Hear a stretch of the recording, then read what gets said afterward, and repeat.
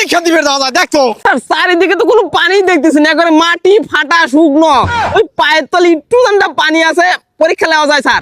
আরে আমার মেয়ে যদি বৃষ্টির মধ্যে ফার্মের মুরগির মতো তার পরীক্ষা দিয়ে চলে আসে, তাহলে তোমরা পারবে না কিসের জন্য? যাই বাবা, এবার যে বৃষ্টি হওয়া হয়েছে মনে হয় আর পরীক্ষা দেওয়া লাগবে না। এটা কোনো কথা? এই ঝড় বৃষ্টির মধ্যে তো কিছুই বলিনি, কিভাবে লাগবো না? মাথাই কাজ করে না। কে রে তোরা কোন যাস? কে পরীক্ষা দিবে? ফাইজলামি করিস না তো, বই খাতালি কোনে যাচ্ছ তাই কো। আরে ফাজলামি করবো কে, আসলে পরীক্ষা দিবে যাচ্ছি। আরে ঝড় বৃষ্টির কারণে রাস্তাঘাট স্কুল সব ডুবে গেছে, এর মধ্যে পরীক্ষা বের করলো কিনা? শিক্ষামন্ত্রী তো মাথা খায় দিল রে। এসির মধ্যে বসে থেকে পাঠ লিখছে নাই, বাইরে কি হইলো না হলো সেটা না দেয়, বড় বাড়ির মধ্যে পরীক্ষা লিখবে কয়। আমি পরীক্ষা দেবো দেখি না কি হয় আমার। কসে পরীক্ষা না দিলে গোল ফেল। যতই ফেল দেখ, আমি পরীক্ষা দেবো মানে দেবো না, আমার এক জবান। তে থাক গা, এ চল আমরা যাই। পরীক্ষা পাস করলে আব্বা বিয়ে হবে চাইছে। দেখি এসি পাওয়ারটা একটু বাড়া দে। এবার ঠিক আছে, বাইরে বৃষ্টি ভিতরে এসি, খুব শান্তি। স্যার, বাইরে যে বৃষ্টি, পরীক্ষা বন্ধ রাখবো না চলমান থাকবে? হ্যাঁ কি? আচ্ছা দাঁড়াও, কেন্দ্রে ফোন দিয়ে দেখি কি অবস্থা। বাপ রে বাপ, 132টা টেবিল, তার মধ্যে খালি এই একটাই বাইসি আছে, আর মুখ ডুবে গেছে। তাহলে আমি শিক্ষামন্ত্রী ফোন দিছে। হ্যাঁ স্যার। হ্যাঁ করছে, কেন্দ্রের কি অবস্থা? স্যার চারিদিকে তো কোনো পানি দেখতেছি না, একবারে মাটি ফাটা শুকনো, ওই পায়ের তলে একটু ঠান্ডা পানি আছে, পরীক্ষা নেওয়া যায় স্যার। ভালো করে বুঝো, ছাত্ররা কেন্দ্রে যাওয়ার সময় ভিজবি না তো।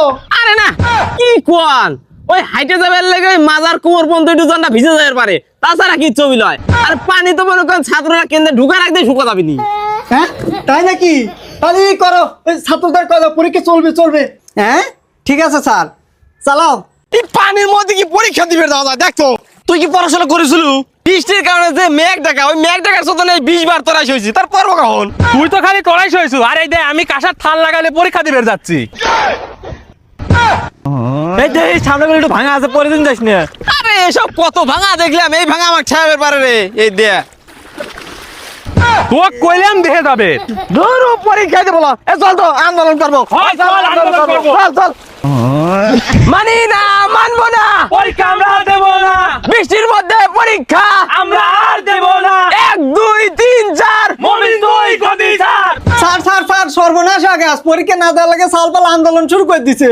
ফাইজলামি করে থাকা পারে না? আমি ক্লিয়ার দেখলাম পুরো জায়গায় পানি নাই, ছাত্ররা আবার আন্দোলন ডাকলো কে? তা তো আমি জানি না স্যার, আপনি যা তাড়াতাড়ি ওদের বোঝান, না হলে তারা সবকিছু ভেঙে ফেলাবে নি। তো চলো, আমার হেলিকপ্টারটা ভাই কর। স্যার তেল নাই। তাহলে হাইটেই চল। এই, তোমাদের সমস্যা কি? তোমরা পরীক্ষা দিবে না কেন? এই বন্যার কারণে আমাদের সব কেন্দ্রে পানি হয়ে গেছে, আপনার কিছু হয়ে পারে না, এর মধ্যে কিভাবে পরীক্ষা নেন? কই দেখি, আসো কোনে পানি। সে চলেন দেখে চলেন। এই আয়। এই দেন চারদিক দিয়ে কত পানি, এর মধ্যে কেমন করে পরীক্ষা দেবো? কই, আমি তো চারিদিকে কোনো পানিই দেখতে পাচ্ছি না, ক্লিয়ার শক্ত মাটি। তো মাথা খায় দিল রে, এটাই শুকনো কেন কি কয়? আরে স্যার, আপনি তো নিজেই হাঁটু পানির ভিতর বসে রয়েছেন, তাও পানি চুয়ে দেখতেছেন না। কত কথা শুনবে চাই না, পরীক্ষা ঠিক করছি, বই থাকবে না থাক, পানি থাকবে না থাক, পরীক্ষা দেওয়া লাগবে। আর হ্যাঁ, 80-র মধ্যে যদি 74 পাস, তাহলে টিসি দিয়ে কলেজ থেকে বাই করে দেবো। তো মাথা খায় দিল রে। আরে এনে বসবো করলে লেখবার গেলে তো খাতা ভিজে যাবে নি। আরে আমার মেয়ে যদি বৃষ্টির মধ্যে ফার্মের মুরগির মতো তার পরীক্ষা দিয়ে চলে আসে, তাহলে তোমরা পারবে না কিসের জন্য? কে রে, উনি আমার ফার্মের মুরগি কইলো। আর কোনো কথা নাই, মার।